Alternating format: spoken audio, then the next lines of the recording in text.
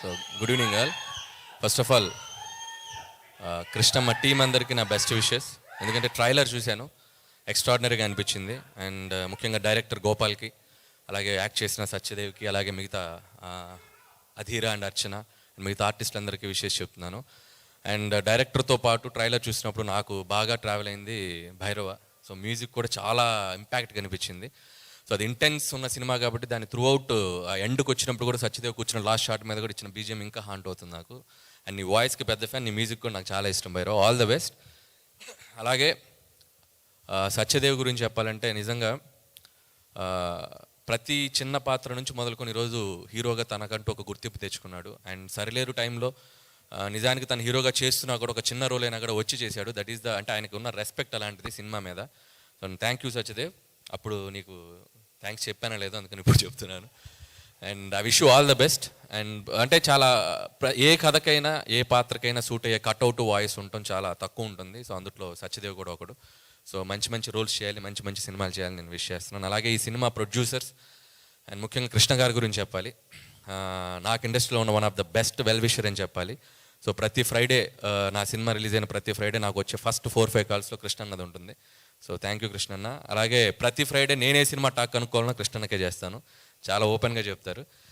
And ఈ cinema మీకు కూడా చాలా పెద్ద హిట్ ఇవ్వాలని కోరుకుంటున్నాను. అలాగే కొరటాల శివ గారు, సో ఈ సినిమాకి ముందుండి మెంటర్గా అలాగే ప్రజెంట్ చేస్తున్నారు. అండ్ మీ టేస్ట్కి తగ్గట్టే ఒక రియలిస్టిక్ అప్రోచ్తో ఉంది ట్రైలర్ కానీ కంటెంట్ కానీ.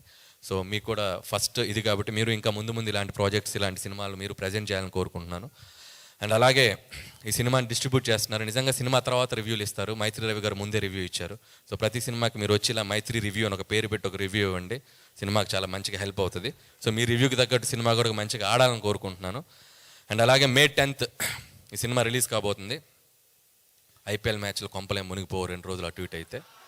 సో సినిమాలకు రండి, ఈవినింగ్ టైమ్స్ ఫస్ట్ షోలు సెకండ్ షోలు ఫోనుల్లో కూడా ఉంది కదా, మీరు ఆన్లైన్ స్కోర్స్ చూసుకోవచ్చు. దయచేసి సినిమాలకు వచ్చి ఈ సమ్మర్లో సినిమా నిజంగా May 10th రిలీజ్ అవుతుంది.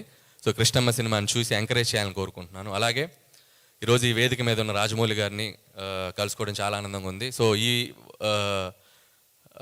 నేను స్పీచ్ ముగించే ముందు ఒక 2 కోరికలు ఉన్నాయి నాకు. ఒకటి, కొరటాల శివ గారి స్పీచ్లో దేవర రిలీజ్ డేట్ చెప్తారని. అలాగే రాజమౌళి గారి స్పీచ్లో ఓపెనింగ్ డే ఎప్పుడు, ఓపెనింగ్ రోజు ఆయన సినిమా కథ చెప్తారు.